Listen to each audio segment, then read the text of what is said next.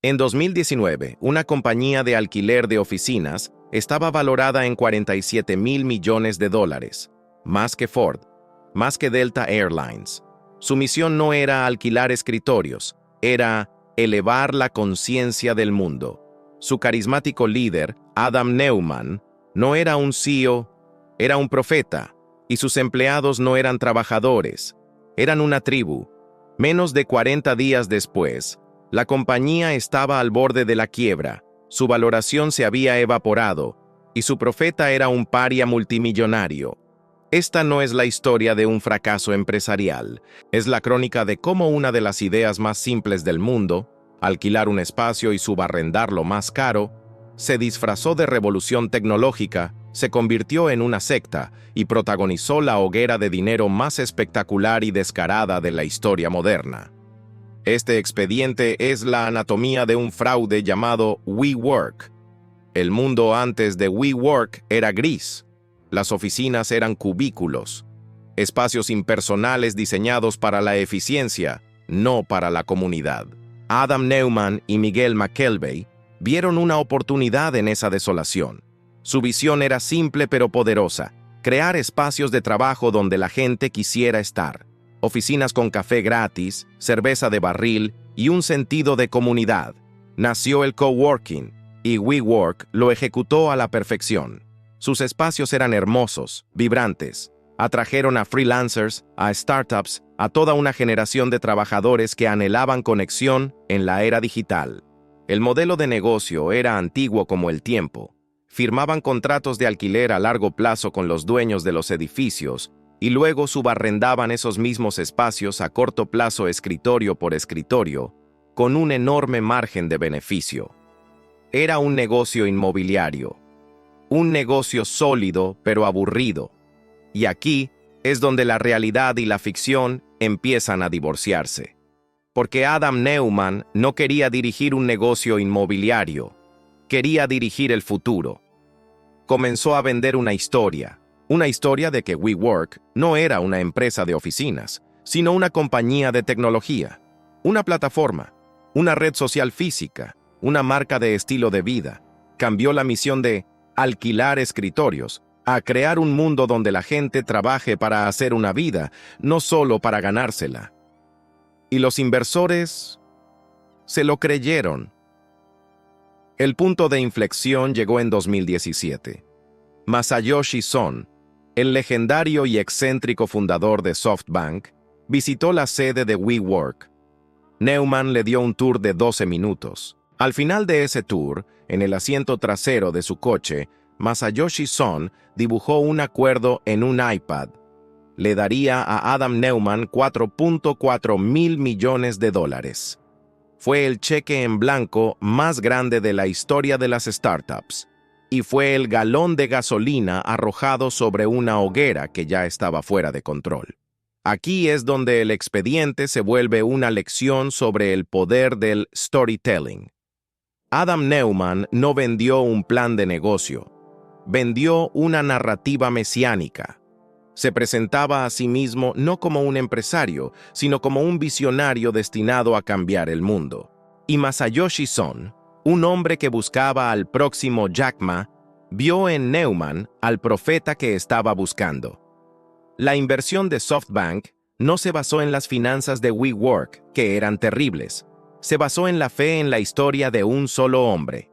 Esta es la primera lección. En la era del capital de riesgo, una historia lo suficientemente buena puede ser más valiosa que un negocio rentable. Con el dinero de SoftBank, WeWork dejó de ser una empresa y se convirtió en una secta con un presupuesto ilimitado.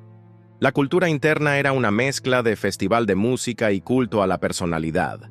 Campamentos de verano obligatorios con alcohol sin límites, conciertos privados de estrellas del rock, y en el centro de todo, Adam Neumann, descalzo, predicando sobre la comunidad mientras se hacía obscenamente rico. La compañía se expandió a una velocidad demencial, abriendo nuevas ubicaciones en todo el mundo, perdiendo cientos de millones de dólares con cada nueva apertura. Compraron una empresa de jets privados. Invirtieron en una compañía que fabricaba piscinas de olas. Cambiaron el nombre a The We Company, con subdivisiones como We Live para apartamentos y We Grow para escuelas. La misión ya no era elevar la conciencia del mundo. Era, literalmente, abarcar cada aspecto de la vida de sus miembros. Mientras tanto, Neumann realizaba una serie de maniobras financieras que hoy se estudian como ejemplos de un gobierno corporativo inexistente. Le cobró a su propia compañía casi $6 millones por los derechos de autor de la palabra We. Compró edificios personalmente y luego se los alquiló a WeWork, convirtiéndose en el casero de su propio inquilino. Sacó cientos de millones de dólares de la compañía en préstamos y ventas de acciones antes de que ésta saliera a bolsa. Era una fuga de la realidad, una fiesta financiada con el dinero de otros, liderada por un hombre que había empezado a creerse su propia leyenda. Aquí es donde tenemos que analizar la psicología de una burbuja. El dinero de SoftBank creó una distorsión de la realidad. Cuando tienes un cheque infinito, no necesitas ser rentable. No necesitas tener un modelo de negocio sostenible. Lo único que necesitas es crecer a toda costa. La valoración de $47,000 millones no reflejaba el valor real de WeWork. Reflejaba la fe de un solo inversor y la histeria colectiva de un mercado que no quería quedarse fuera de la próxima gran cosa. WeWork no era una empresa. Era un síntoma de una era de dinero fácil y una fe ciega en los fundadores visionarios.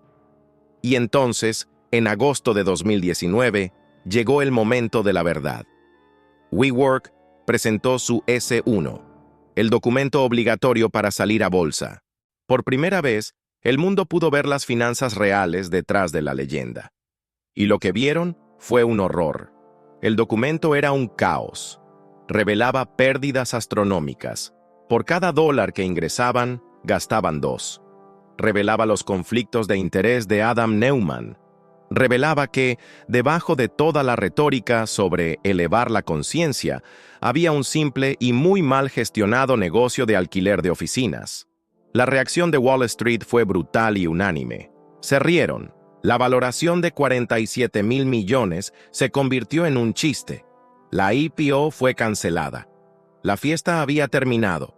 En cuestión de semanas, la valoración se desplomó de $47,000 millones a menos de 8. Adam Neumann fue forzado a renunciar, aunque se fue con un paracaídas de oro de más de $1,000 millones. Miles de empleados que habían creído en la misión y cuyo patrimonio estaba atado a acciones que ahora no valían nada, fueron despedidos. El castillo de naipes se había derrumbado. La caída de WeWork es la historia de cómo la narrativa puede inflar una burbuja hasta proporciones épicas, pero al final, la realidad siempre pasa factura. Es una lección sobre la diferencia entre la confianza y la fe ciega, entre la visión y el delirio. La habilidad de Adam Neumann para vender su visión es legendaria. Logró que los inversores más inteligentes del mundo vieran un imperio tecnológico donde solo había un negocio inmobiliario con pérdidas.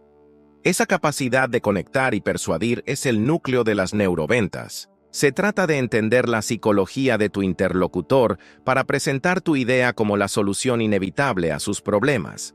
Si quieres el manual para dominar esta ciencia, para que tus ideas inspiren acción y no solo escepticismo, te recomiendo el curso Neuroventas, Conecta Luego Vende. El enlace está en la descripción. El veredicto final sobre WeWork es que nunca fue un fracaso. Para ser un fracaso, primero tienes que haber sido un negocio real. WeWork fue una actuación, una obra de teatro financiada con miles de millones de dólares, con un protagonista carismático y un público de inversores que desesperadamente querían creer en la magia. La pregunta que este expediente nos deja no es cómo fracasó WeWork. La pregunta es cómo permitimos que una ilusión tan obvia llegara tan lejos. Ahora quiero tu veredicto. ¿Fue Adam Neumann un visionario que simplemente voló demasiado cerca del sol? ¿O fue un estafador desde el principio? Deja tu análisis en los comentarios. La historia de WeWork es la de una empresa que implosionó por su propia fantasía. Pero, ¿Qué pasa cuando dos de las empresas más grandes y rentables del mundo, con productos reales y ejércitos de fans, se declaran la guerra? En el próximo expediente, abrimos los archivos de la batalla que definió una generación, Xbox contra PlayStation. Suscríbete. El próximo expediente es para los jugadores.